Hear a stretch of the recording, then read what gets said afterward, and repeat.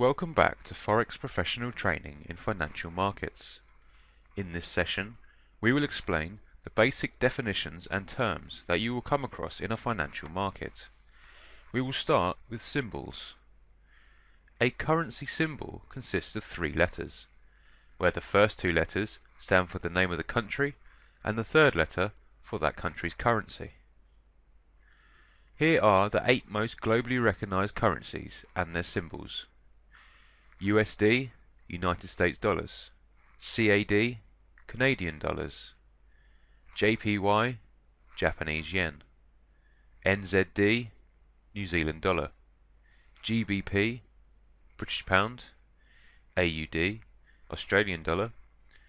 EUR, European euro. And finally, CHF is the Swiss franc.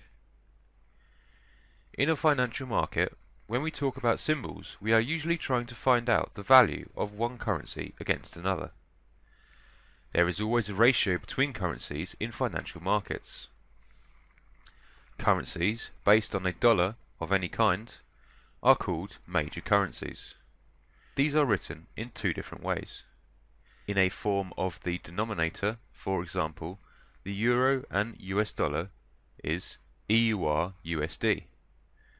Second way is an indirect, for example, the US dollar and Japanese yen, USD JPY. All other currencies, like EUR GBP, are referred to as cross and are usually read as X divided by Y, where X represents the main currency, while Y specifies the opposing currency. Precious metals. Precious metals are a bit different.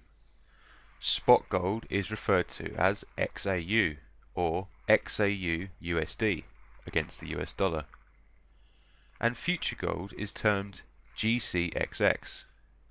However, future gold may also be shown as XAU, but it will be on its own future gold section on the MetaTrader website. When dealing with energies, the most common of all is oil, which is shown as CLXX, where the XX will change from contract to contract. This will always be found in the future section on the MetaTrader website.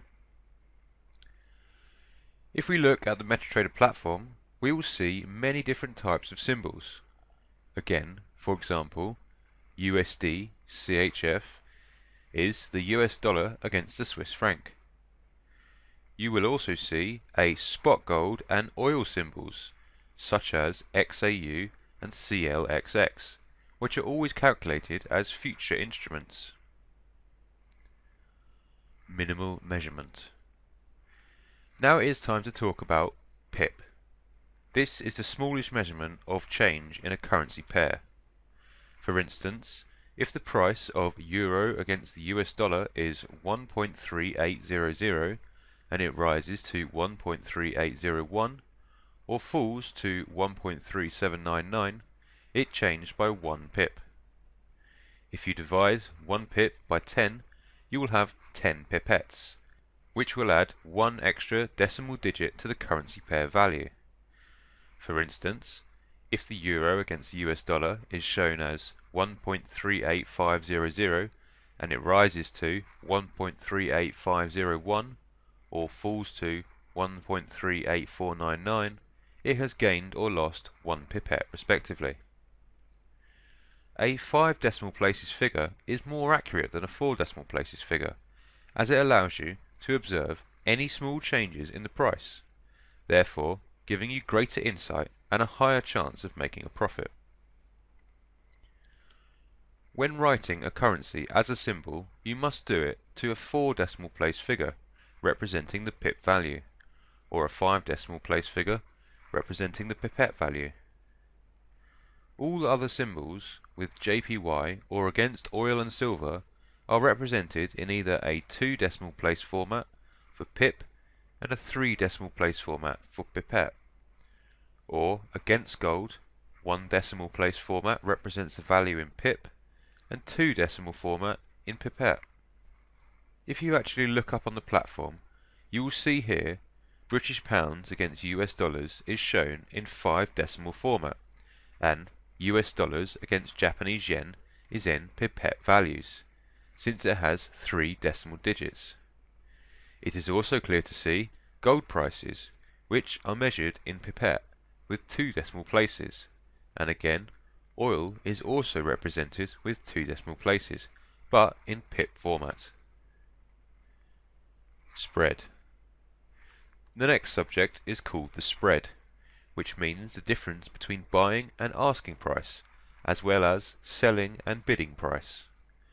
For instance, if the price of euro against US dollar is 1.3820 and it changes to 1.3822, the 2 pip increment is the spread. In order to describe the size of transactions, we use a term lot. One lot is equal to 100,000 units. It means if you are trading one lot using major currencies, you will lose or gain $10. And when you deal 1/10 of a lot, you are dealing 10,000 units or $1. If you are dealing with 1/100th of a lot, which is equal to 1,000 units, you will lose or gain 1/10 of a dollar. Usually, the lowest amount traded in standard accounts is 0.1 in a micro account, while in mini accounts it is 0.01, and in nano accounts it is 0.001. However, there are very limited numbers of brokers who offer a trade for such a low amount. There is a formula to calculate your gains and losses, which is the values difference multiplied by the size of transaction multiplied by net profit for trading value, or values of difference times size of transaction times net profit for trading. For better understanding, let's look at these examples in which our base unit will be 50. Example 1. We are trading one lot. Our value difference is 50 and our size of transaction is 1 unit. Therefore, for every one lot we will gain or lose $10. If inserting the number into the formula, it looks like this. 50 times 1 times 10 equals 500. Example 2.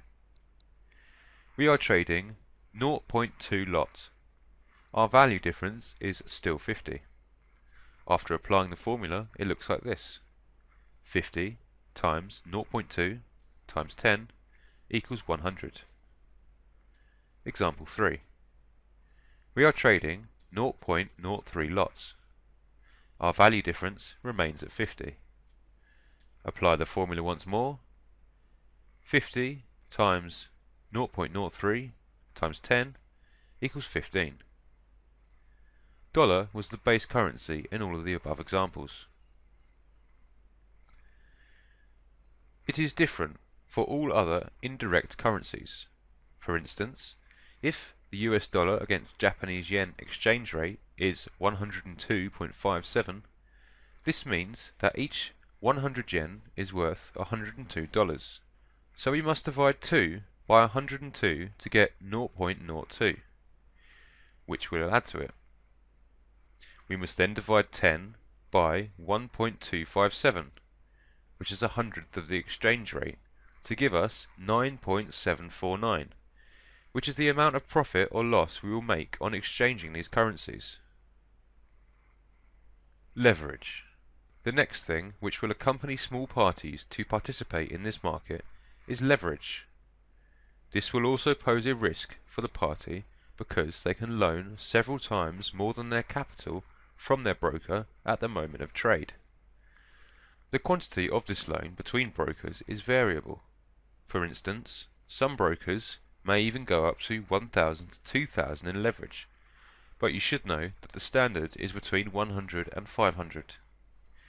You should also consider that the higher the leverage, the higher the risk it holds. Margin. The next step is a margin.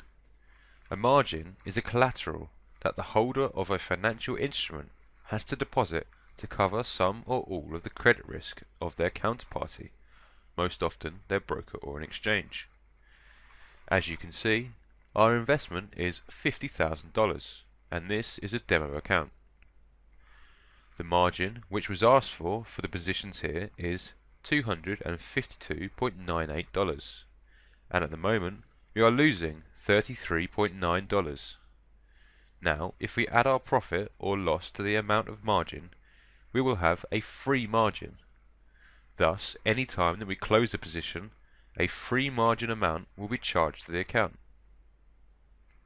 Remember that the bigger the size of a transaction, the bigger margin it makes. When a party miscalculates their account and the account goes down almost to zero, it's referred to as margin call. Swap. Next is swap, which is related to the interest rates. This interest rate is always calculated exactly at midnight. As you can see, the FX Pro server time is 18:25 now, and at midnight the swaps will be added to the account. At the moment we have some positions. The positive swap, which is the difference between the interest rates and the broker's cut, is usually added to the open positions when it is positive. The negative swap, which is the difference between the interest rates plus the broker's cut, is subtracted each night because of your open positions. You should know that both of these numbers are negative. Wednesdays are the busiest days for swap. This is because Wednesday, Saturday and Sunday are holiday days. This means all the swaps from these days are processed on Wednesday night and early Thursday morning. That concludes this session. Until next time and another session, take care.